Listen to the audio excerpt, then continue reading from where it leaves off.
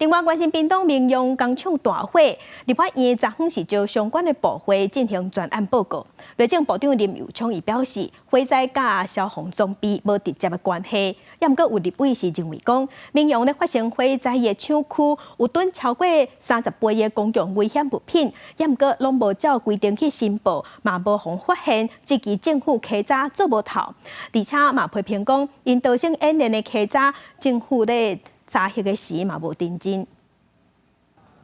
民用工厂大火夺走真侪人性命，有拍火兄弟伫火场不幸殉职。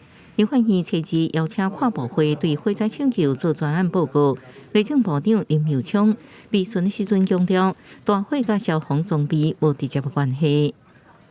我个人认为这一次的整个的一个原因，最主要2点。第一个就是工厂的危险物品的管理是否落实。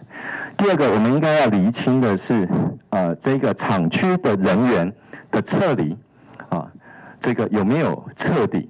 林佑昌讲，民用可能无落实危险物品管理，因为事发的厂区藏的过氧化物比野菜超过管量30倍。经济部也指出，业者超量无伫10天内申报，已经违反规定。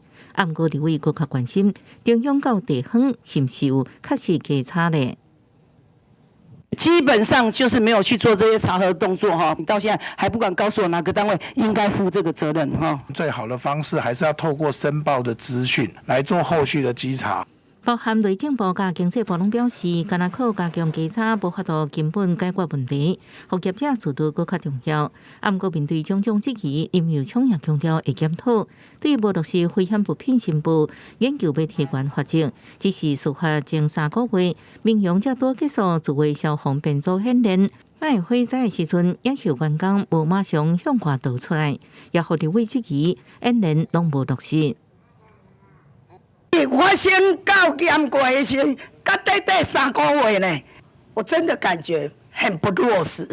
这个稽核的部分可能要加强，不能只靠书审。是我们分成2个区块，正在跟相关部委来讨论。